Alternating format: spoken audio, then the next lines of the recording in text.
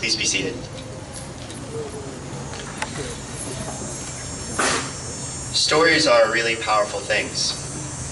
They have this mysterious way of connecting us and are deeply personal. Your story is yours. And yet, we find pieces of ourselves in other people's stories too. Resonances that make us realize we're not alone in the world.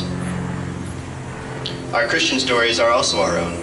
Baptisms, revelations, conversions, doubts, certainty. But in the same way, we find glimpses of our own experiences as we listen to others' stories. This is why they are so powerful, because we realize that the experience that I had, or that thing that I felt, you felt it too. So in telling my story, I hope that part of it can also be yours. But to tell this story, I have to go a ways back. I was baptized in Hawaii in a Catholic church in 1993. When I was 6, I went with my mom to confession, and I waited in the pew. And when she had finished and came out, I realized that she had been crying. And with all the indignance that a 5-year-old can muster, which I assure you is quite a lot, I asked her, why do you have to talk to that person? Why can't you just talk to God instead?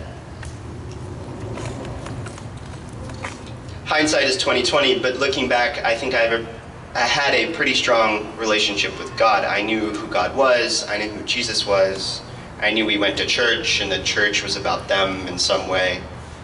I really liked going to church as a kid.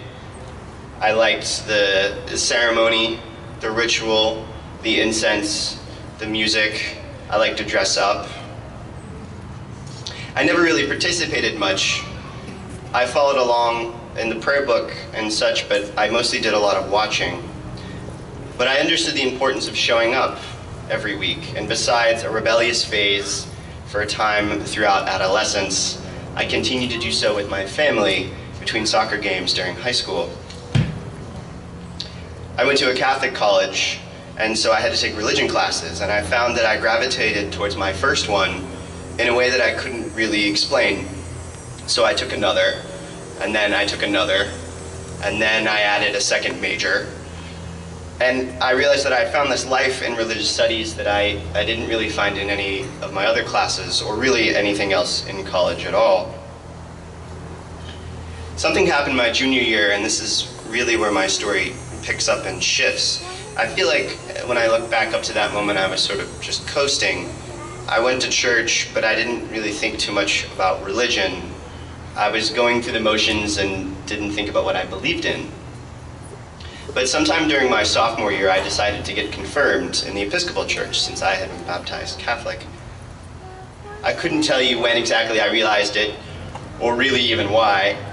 It was just something that I knew I had to do. So I was confirmed here, well, in there, at St. Paul's on June 9th, 2013. I think looking back, this was the first time I can say with any sense of certainty that God stepped into my life.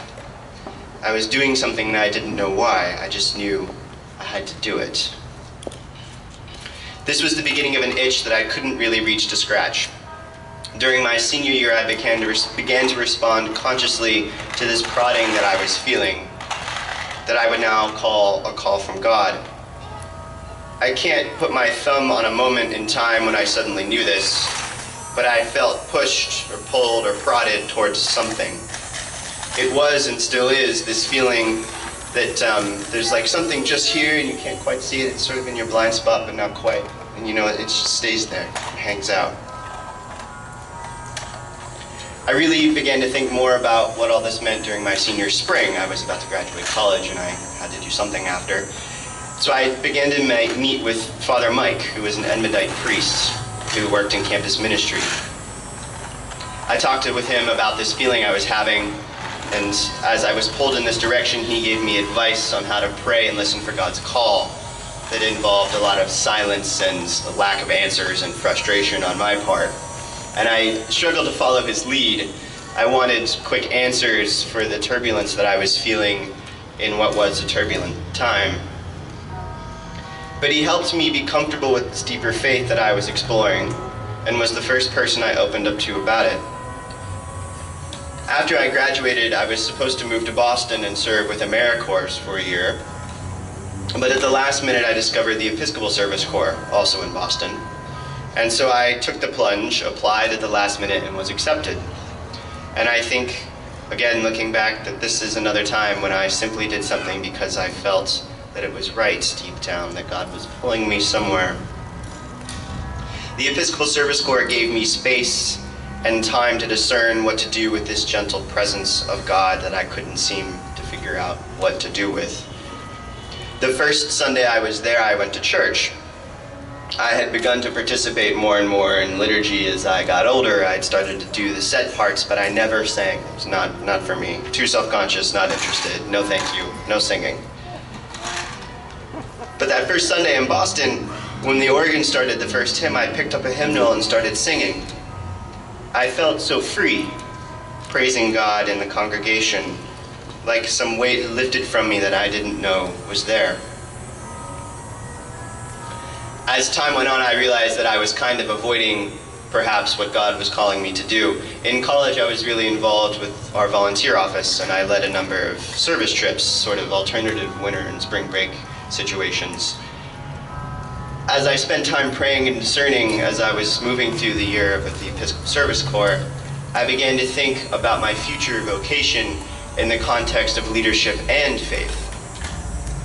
Something clicked in my prayer, and I entered into the discernment process officially for the priesthood in January of 2017, even if I had been in it on my own for a long time. The first year out of college is a tough one. The first year in the real world is always, I think, hard. My college experience was certainly a bubble. I was pretty unhappy. I didn't like my job. I lived with 7 roommates, which was quite something. And society was in a tough spot too.